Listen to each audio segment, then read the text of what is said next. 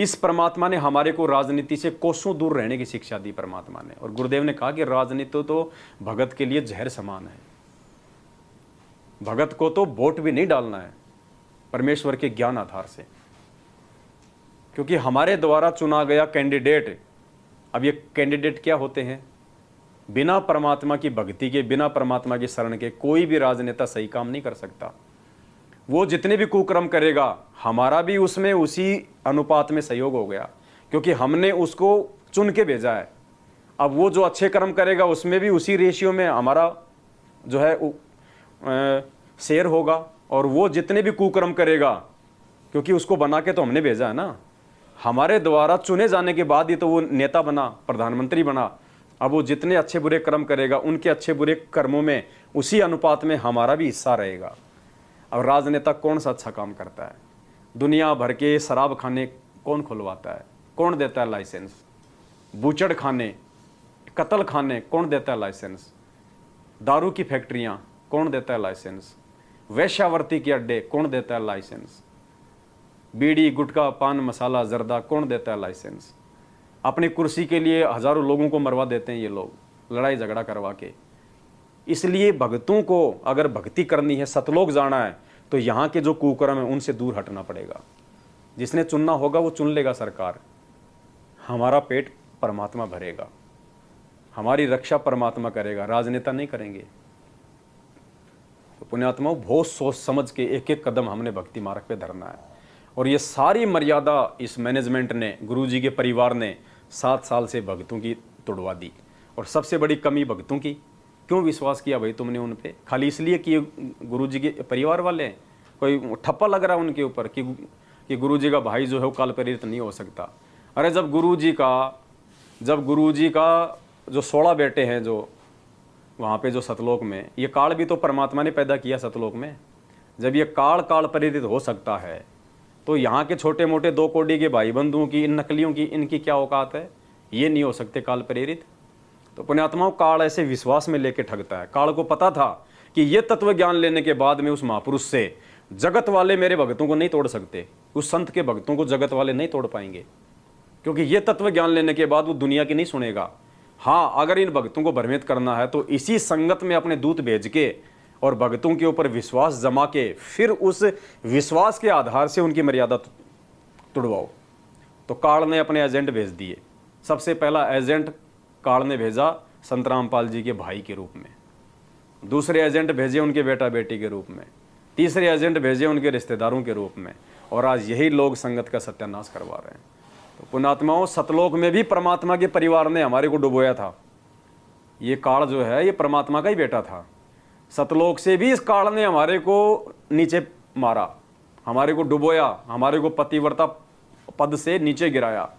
और अब जब वापस हमारे सतलोक जाने का समय आ रहा है तो भी ये गुरु जी का ही परिवार, ये परमात्मा का ही परिवार हमारे से उल्टे कुकर्म करवा के हमारी टांग खींच रहा है।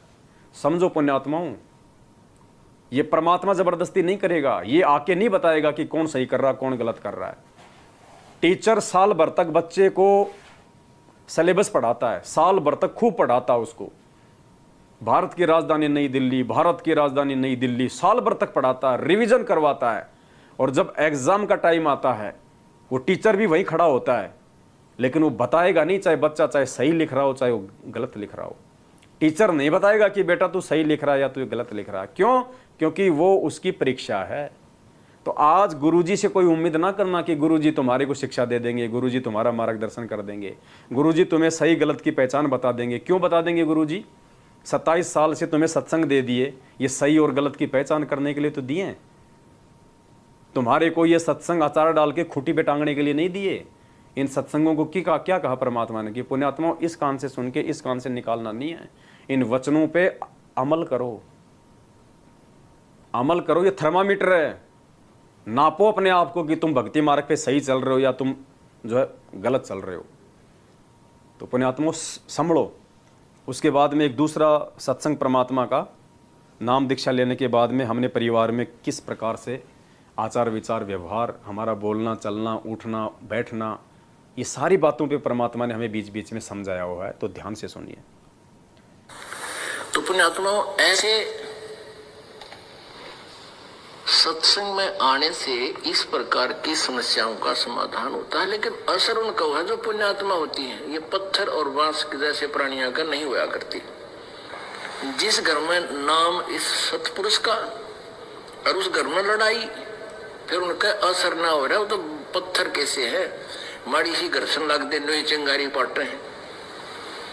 पुण्यात्माओं, इसके अंदर हमने परिवर्तन बहुत करना पड़ेगा।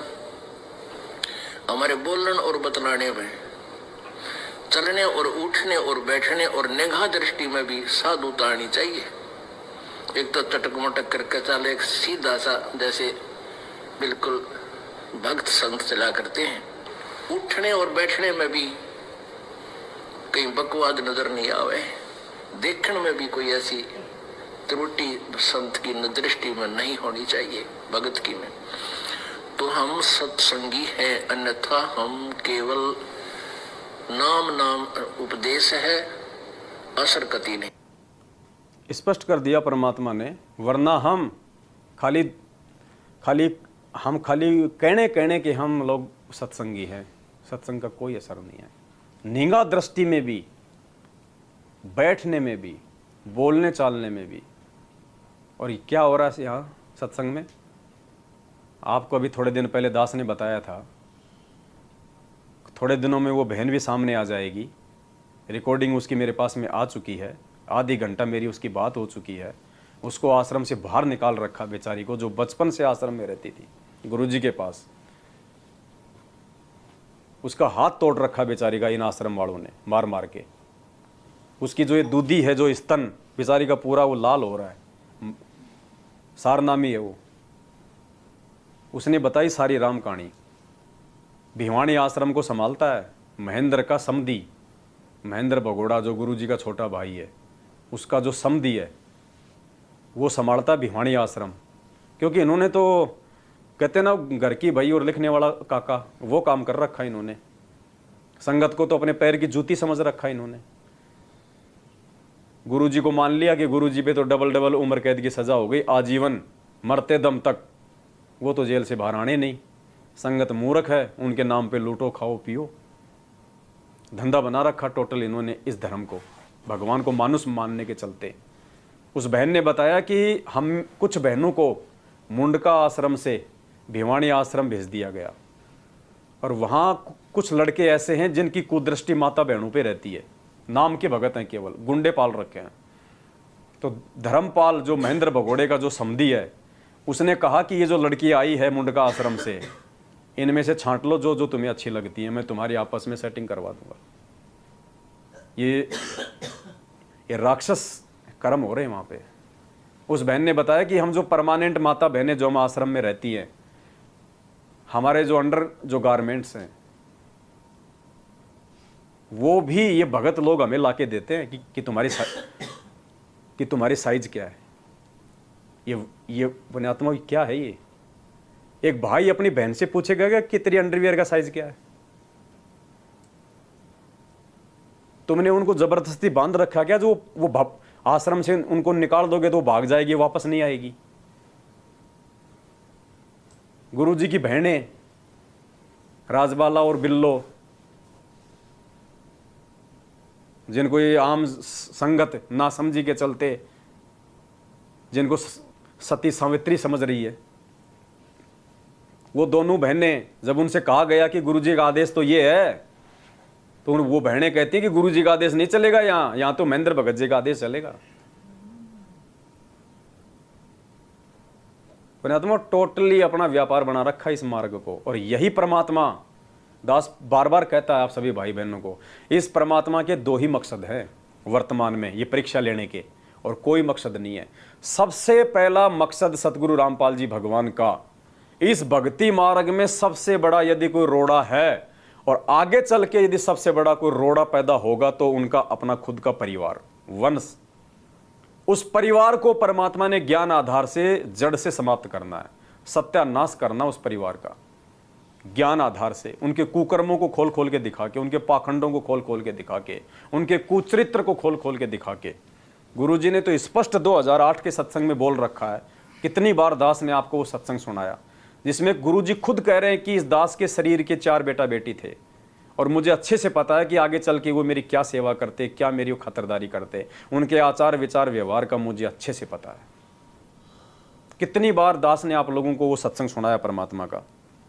दुनिया का पहला संत है जो सत्संग में सार्वजनिक तौर पे अपने अपने बच्चों के कुकर्म के विषय में बता रहा है। बाकी नकली संत तो छुपाते हैं और सबको पता है कि उन संतों के बच्चे सारे उल्टे कुकर्म करते हैं, लेकिन ये परम संत है, ये परमात्मा है, ये बेटा बेटी जो है इसके नहीं है, ये काल के एजेंट है। इसलिए परमात्मा संकेत ही करेगा। और संकेत क्या, भगवान ने तो खुल के बोल दिया अपने बच्चों के विषय में, उनके व्यवहार के विषय में। अर्थात ये शब्द कह के गुरुजी ने अपने बच्चों को रिजेक्ट कर दिया। अब कोई मूर्ख अगर ना समझे तो ना समझे, उसमें फिर भगवान की गलती नहीं है। परमात्मा संकेत ही करेगा।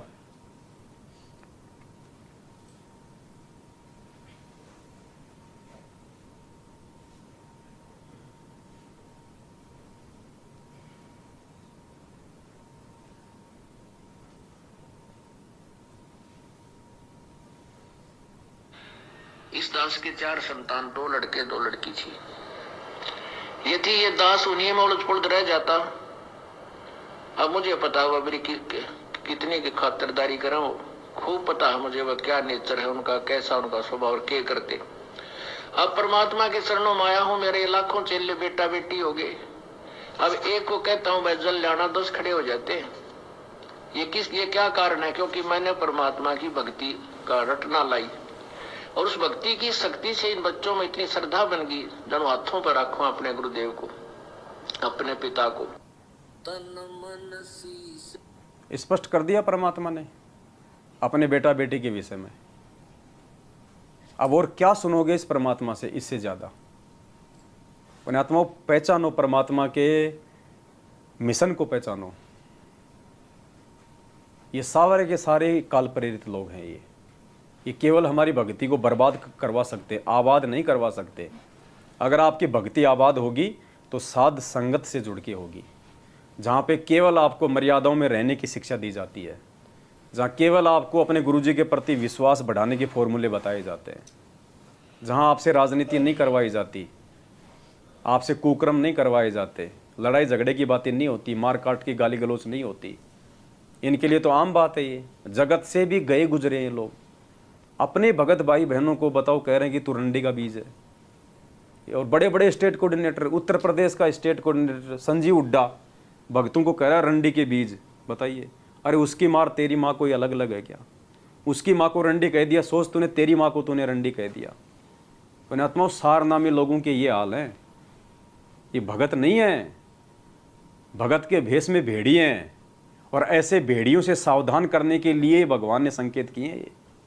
अगर कोई समझ जाए तो, और समझेगा वो जो गुरु जी का जो प्यारा होगा।